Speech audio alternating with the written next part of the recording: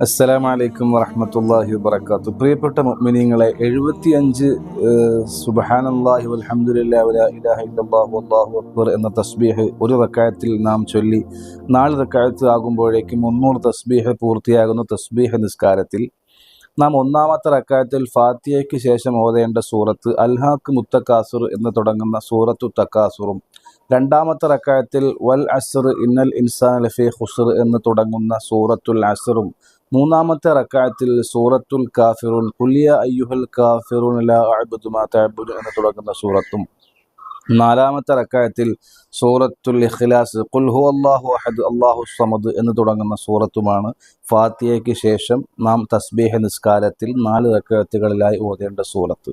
ഇത് പ്രത്യേകം സുന്നത്താക്കപ്പെട്ട സൂറത്താണ്. ഈ സൂറത്ത് ഓതി നിസ്കരിക്കാൻ പരമാവധി ശ്രദ്ധിക്കുക. അള്ളാഹു സ്വീകരിക്കുമാറാകട്ടെ. അസ്സലാമു അലൈക്കും വറഹ്മത്തുള്ളാഹി വബറകാതുഹു.